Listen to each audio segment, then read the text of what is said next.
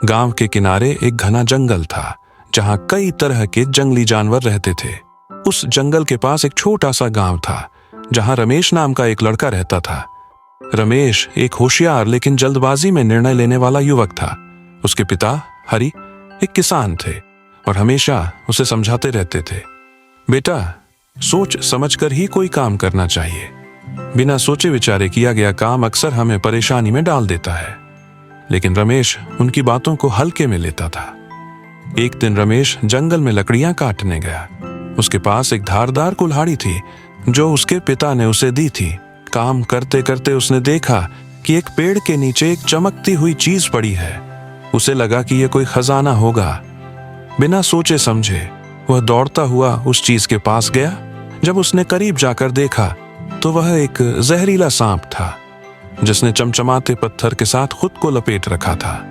रमेश ने बिना ध्यान दिए उस पत्थर को उठाने की कोशिश की और सांप ने तुरंत उसे डस लिया।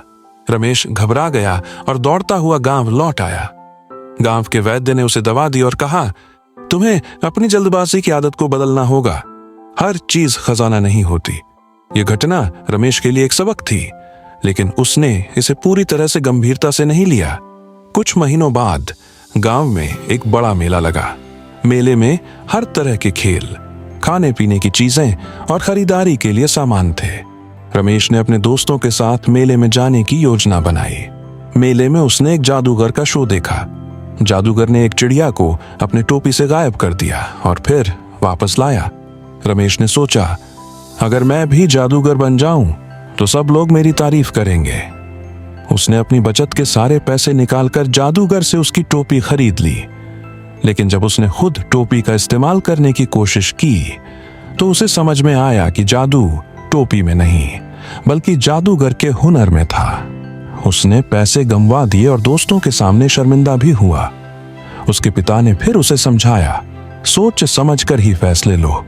जल्दबाजी में हमेशा नुकसान होता है। कुछ समय बाद गांव में पानी की कमी हो गई। हर कोई परेशान था। रमेश के पिता ने उसे एक पुराना कुआं दिखाया जो लंबे समय से सूखा पड़ा था। उन्होंने कहा, अगर इसे ठीक से साफ किया जाए तो हमें पानी मिल सकता है, लेकिन ध्यान रखना, यह काम सोच समझकर करना होगा। रमेश ने इस बार जल्दबाजी न करने का फैसला किया। उसने पहले गांव के बुजुर्गों से परामर्श लिया, फिर अपने दोस्तों की मदद ली। उन्होंने मिलकर कुएं की सफाई की और उसे गहराई तक खोदा। कुछ दिनों की मेहनत के बाद आखिरकार कुएं से साफ पानी निकलने लगा। गांव वालों ने रमेश की तारीफ की। रमेश को यह समझ में आ गया कि सोच समझकर किए गए काम का नतीजा हमेशा अच्छा होता है।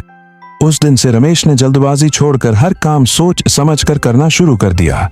उसने महसूस किया कि धैर्य और समझदारी से काम करने से ही सफलता मिलती है।